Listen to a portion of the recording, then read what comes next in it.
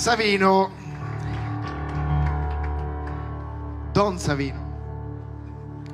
No, sto scherzando. Abbiamo lasciato per la conclusione questa storia. Non è una storia, è Savino. E c'è una storia che noi abbiamo già immaginato di condividere con tutti quelli che vorranno, non solo questa sera. Savino è stato Don Savino fino a 7 anni fa.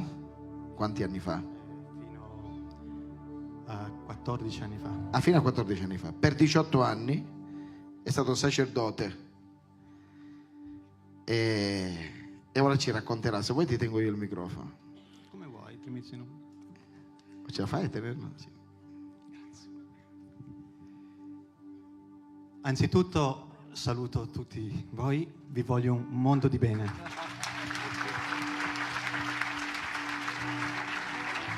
E saluto anche la mia famiglia, Giusy e Elisa.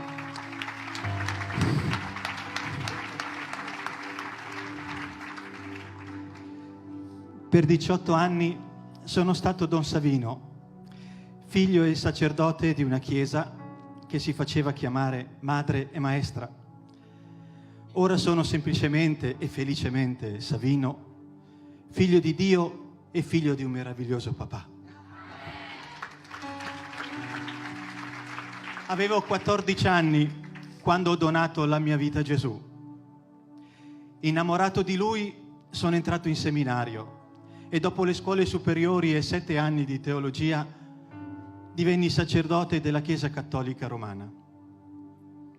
Appena ordinato sacerdote sono stato subito parroco in mezzo alla gente per 18 anni, facendomi tutto in tutti. Ho amato il mio sacerdozio, al quale ho sacrificato tutto me stesso, la mia giovinezza, il mio tempo libero, le mie cose, ma mentre seguivo il mio ideale, nel darmi tutto a tutti e mi consumavo con zelo e sacrificio, e Dio sa quanto, cresceva di anno in anno una insoddisfazione profonda verso un ministero che non mi parlava più e verso una istituzione religiosa alla quale non sentivo più di appartenere. Finché nel gennaio del 2004 non ressi più e decisi di lasciare il sacerdozio. Uscito dalla Chiesa Cattolica, la mia vita era ormai spenta e senza luce. Mi sentivo un aborto. Caddi nell'oblio più totale e nel silenzio più assoluto. Ero un cadavere che camminava, attanagliato da una crisi profonda, senza più un'apparente via d'uscita. Fu allora che il Signore scese nel buio delle mie prigioni e, strappandomi dalla morte spirituale in cui ero caduto, mi ha tirato fuori da un sistema religioso imbevuto e intriso di paganesimo, che vantandosi di essere l'unico depositario di verità assolute, ti aveva logorato lungo gli anni, fino al punto di annullare la tua identità e la volontà, e soprattutto rubarti quel Gesù vivo che ti aveva conquistato il cuore negli anni giovanili.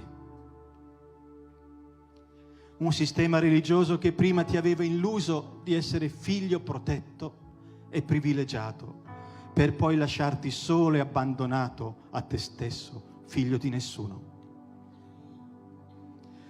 Dopo 13 anni di questo deserto, il Signore, che non si era dimenticato del suo proposito, io sì, ma Lui no, manifestò la sua misericordia e il deserto fiorì quando mi fece incontrare un uomo di Dio, l'Apostolo Enzo, che mi ha accolto e amato fin da subito, e con lui voi, la famiglia di Missione Paradiso.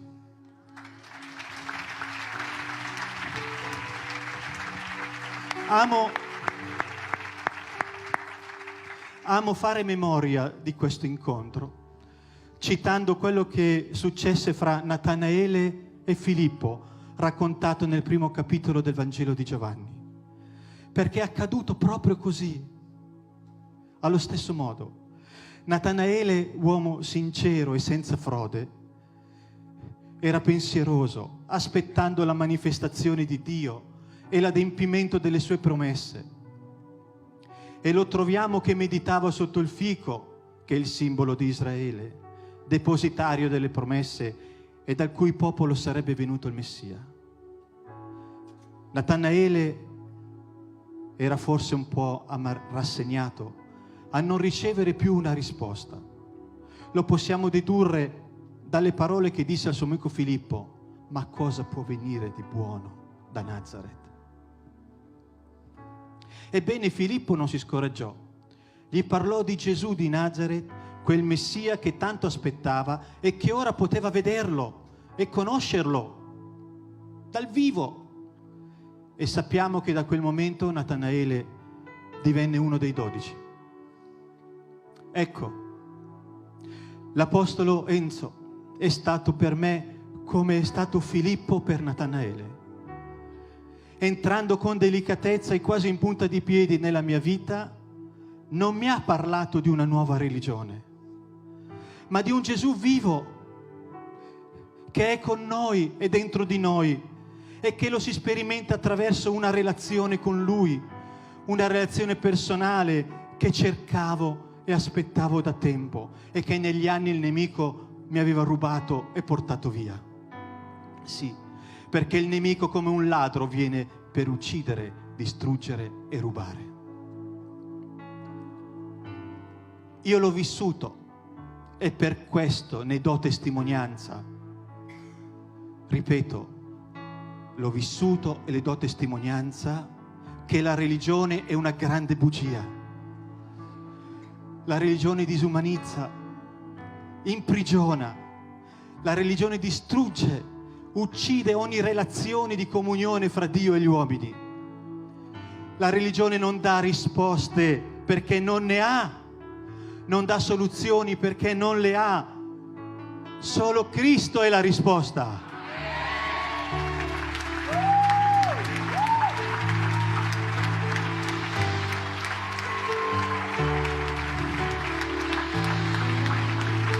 Perché Lui è il vivente.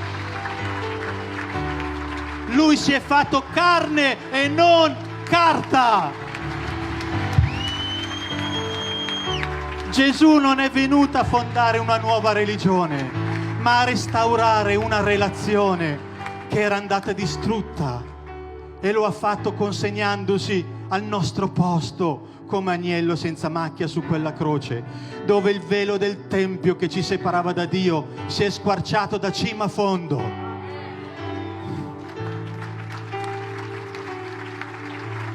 Gesù ha detto: chi crede in me, fiumi d'acqua viva sgorgeranno dal suo seno. Gesù, tu lo sai, te l'ho detto tante volte. Oggi lo dico a questi miei fratelli. Le religioni sono una palude stagnante. La fede è vita nello Spirito Santo che come un fiume in onde travolge la vita.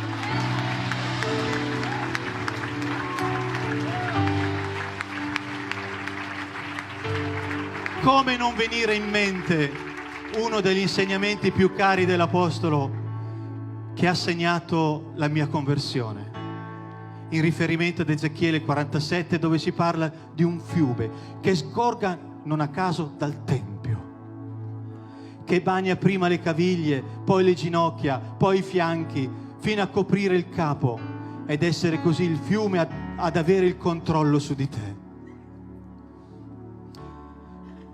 Quello che non è immerso nello Spirito è immerso nella carne. Per questo, scegliendo questa sera di immergermi in queste acque battesimali, decido di non porre più limiti a chi limiti non ha e di lasciarmi guidare, anzi travolgere dalle acque dello Spirito.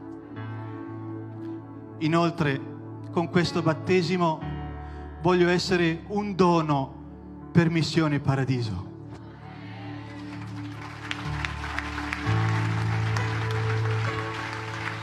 E in questa chiesa, insieme a tanti fratelli, voglio essere il cuore che batte.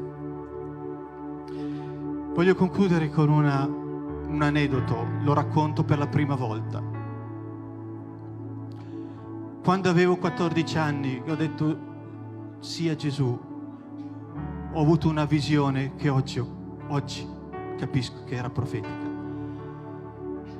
Vidi una scala, se fossi stato capace di disegnare, è come quella di Missione Paradiso, identica. Con la sola differenza che man mano che si saliva le scale, la luce aumentava, ma era identica. Oggi ho capito che quello era il proposito di Dio su di me.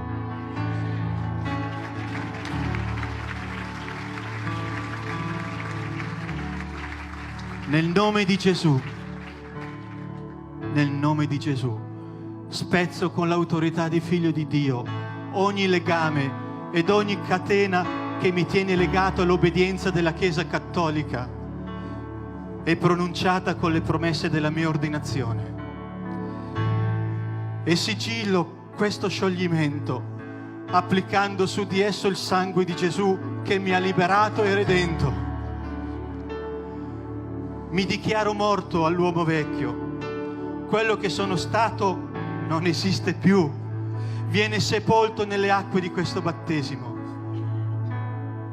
Lascio nelle acque del battesimo il vecchio uomo religioso e tutte quelle fortezze mentali che si sono elevate nel corso degli anni.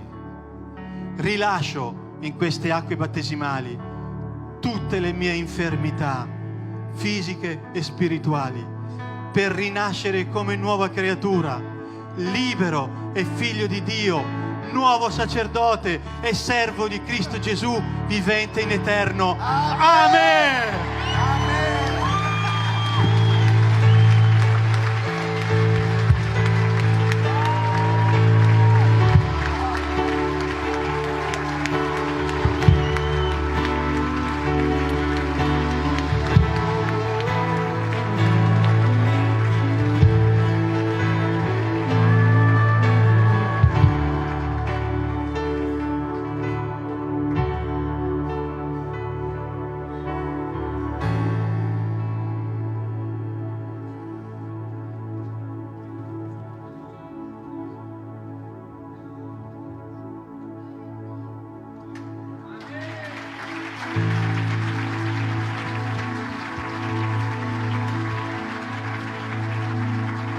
Nel nome del Padre, del Figlio e dello Spirito Santo, noi ora ti battezziamo nel nome suo santo. Amen.